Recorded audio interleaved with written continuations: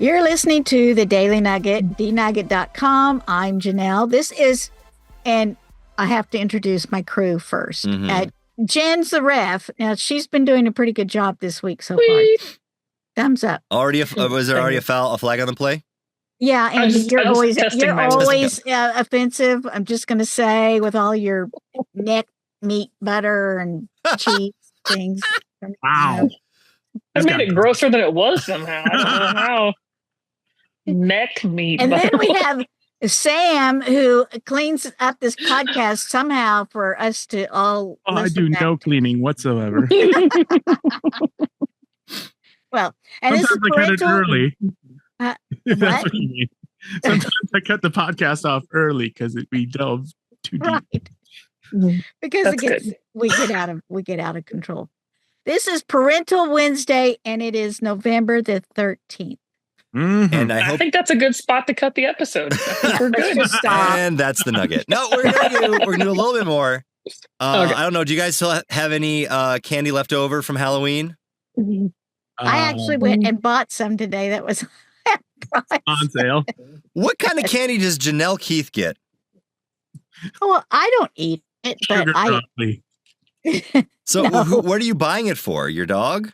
No, I'm buying it for Christmas because I'm going to recycle it. That's smart. Yeah. You know who that sounds like? Andy Uso. Great minds? I don't know, saving money? Andy's just don't bury it and dig it back up in lots of years from now. Yeah, Merry Christmas. Yeah, exactly. Have some grave candy. Don't do that. Well, there's one place that usually doesn't even have trick-or-treaters on Halloween, Des Moines. Since 1938, they've done trick-or-treating in their city the day before October 31st, so October 30th. You come here. It's called Beggar's Night. Thanks, buddy. Why? Stick your head in here and say hi. So, you don't want to be on the podcast? Who is it? It's my son. Oh, Levi. Anyway, he doesn't want to be on the podcast. Okay. I don't blame him. That's too bad. No. So, 1938, there was a city parks director that wanted to find a way to reduce vandalism and promote more wholesome fun for kids. And I don't know, was it like the Purge or something in Iowa, in Des Moines, before 1938? Who knows? I am very interested to see what happened in 1937 to decide in 1938, guys, we got to change this. This is getting out of hand. It sounds pretty serious. Well, I know. There should be a movie or something made about it. I don't know. Al Capone or something. I know nothing about it. It was to reduce vandalism and promote more wholesome fun for kids. Initially, children were encouraged to sing a song, recite poetry, and offer some other kind of entertainment. Is it like on Arrested Development, they have Cinco de Cuatro? Yeah. And it's weird because they've always done it the day before Halloween, but they had the weather was really bad this year. So it was the first year since 1938 where they actually trick-or-treated on Halloween and not Beggar's Night. And it didn't fall apart, right? I guess not, because we're a few weeks later. Have you heard about like an uprising in Iowa that is, I don't know, like taking over the United States or anything? No zombie apocalypse? No. Well, I mean, in Iowa, it's so boring. They might be bored and walking around like zombies. You know, back in the early 1900s, there was a lot of things that people were worried about. Like, so my favorite pastime is pinball. And for a very long time, there were cities that equated pinball with misbehaving. And so it was banned, and it was banned in Chicago and I believe the state of Illinois until recently.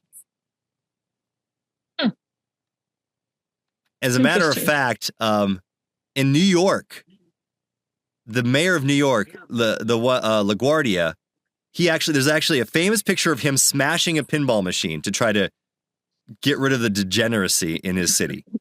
Were you crushed on that day? Because it seems like that. Really that was before me. This was Illinois, you said? Illinois and New York. Illinois is like the most depressed state, so there might be a connection there. Pinball prohibition, 1939. So that's about the same time with the trick-or-treating in Des Moines. Oh, prohibition.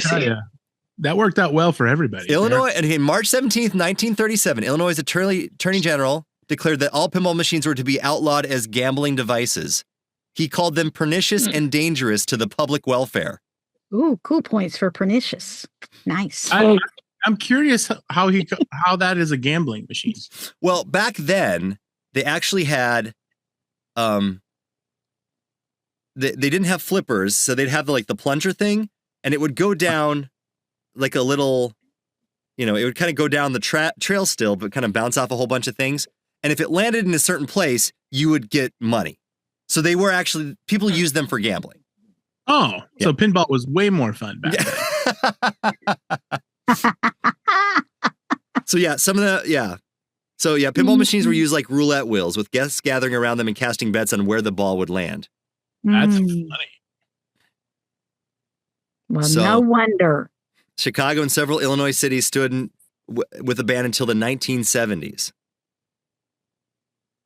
And in the 1980s, a Chicago alderman described pinball establishments as nests for gangs and drugs. Wow. There's how we've changed. Can you imagine a pinball gang? Yeah. Look at me. Think of me, like multiples of me. Bunch of middle-aged men with their pocket protectors and That's kind of how history works, though, right? In like decades from now, people will be like talking about, I don't know, things that we think are evil or crazy now, right? That are just so silly. Podcasts. Mm-hmm. Yes. Are you saying maybe someday pinball podcasts will be outlawed? I don't know. Maybe. So there you go. There's the mayor of New York pushing over a pinball machine. He's there had enough. He is. Oh. There's another one. There you go. Smashing the pinball machine. Whoa. He really did take a sledgehammer. Yeah, they did. They were done with them. They didn't want it. And there's a axe over here. He looks like the guy in Dukes of Hazzard in that first picture. Well, this one looks like Dick Tracy's hitting a pinball machine. Yeah. Mm-hmm. Yeah. Dukes of Hazzard. You know what I'm talking about? Yeah. The Boss Hog or whoever it is. Yeah. Can you get this pinball machine out of here? And that's the Nugget. NuggetHateMail@gmail.com. It would be interesting to think about, what are the things that I don't know. So that was 1937. So about 80 years.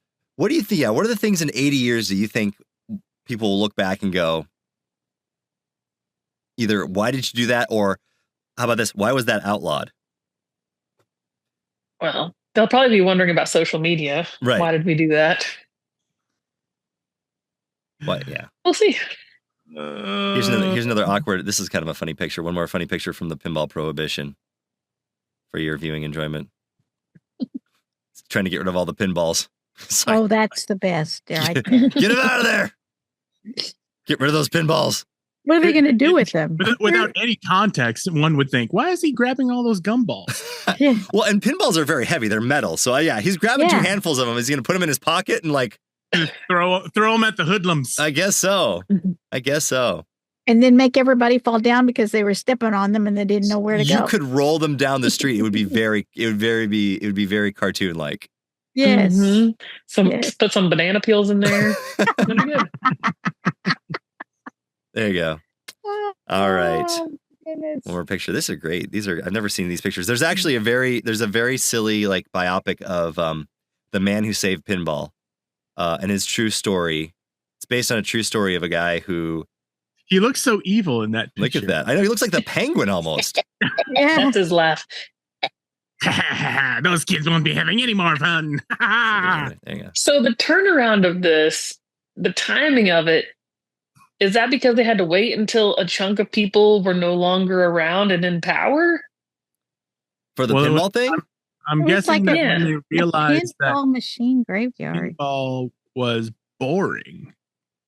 I mean, but it took 4 decades or 3.5 decades for that. Yeah, I think it just became sort of where it was no longer a big deal, but there's just like all those old laws that are in the books, and then people talk about like, this is still illegal to do to tether your horse to something, because these people felt so strongly about it, they would have to be out of the picture or have changed their mind. Yeah. I mean, now when it comes to pinball, the only thing you're gambling on is whether or not you're going to have fun. Thank you. Thanks. How many quarters you're going to lose? Thanks, Sam. At least you and Andy don't have to fight over it. Andy always gets to have more fun playing pinball than I do because I am so bad at it. I love it. I love pinball. My quarter goes in and he's still playing with the first round while I'm on my third quarter. So I love me some pinball, man. All the time.